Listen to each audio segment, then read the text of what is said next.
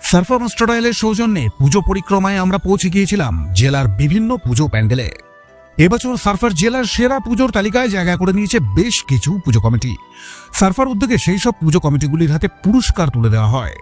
পুরস্কার তুলে দিয়েছেন সারফার জেলা প্রতিনিধি বিভূতিভূষণ রায়। আসুন এক ঝলক দেখে নিই সারফার বিচারের সেই সেরা পুজোগুলি। প্রতি বছরের মতন এবছর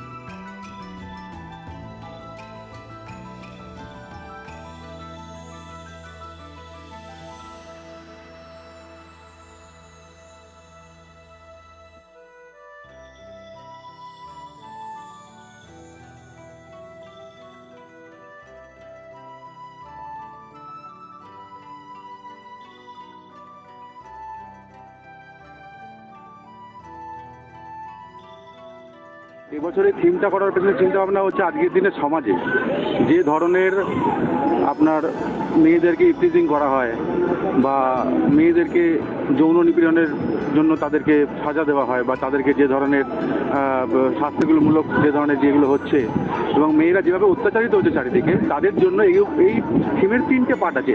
প্রথম পার্টটা দেখুন, এখানে যেটা আমরা ফর্ম করছি যে অর্থনৈতিক চাপ বা জোর করে বিয়ে দিয়ে দেওয়া বা ধরুন ফন্দি করে তাদেরকে লাভ ম্যারেজে তাদেরকে ফাঁসিয়ে তাদেরকে বিয়ে করে নেওয়া, এটা একটা পার্ট। সেকেন্ড পার্টে হচ্ছে যে আজকে যদি আমরা ওদের কাটিয়ে উঠতে পারি তাহলে সেই সমস্ত মেয়েরা যদি আমরা ঠিকমতো নার্চারিং করতে পারি তারা কি কি হতে পারে।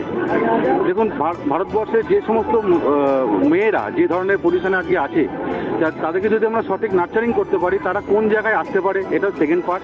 থার্ড পার্ট হচ্ছে আমাদের মাকে দেখুন আমরা শান্তিময়ী মা করেছে, আমাদের মায়ের হাতে কোনো অস্ত্র নেই, কোনো বধ নেই, শুধুমাত্র শান্তির প্রতীক।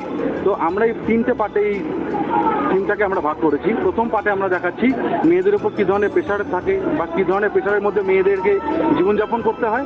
সেকেন্ড পার্টে আসছি যদি তাদেরকে সেভাবে নার্চারিং করা হয় তাহলে মেয়েরা কোন জায়গায় আসতে পারে। এবং থার্ড পার্টে আমরা দেখাচ্ছি শান্তিময়ী মা, যেখানে মা কোনো বধের ব্যাপার নেই, যেখানে খুব সাধারণভাবে আমরা মাকে প্রতিস্থাপন করেছি। এই হচ্ছে আমাদের থিম।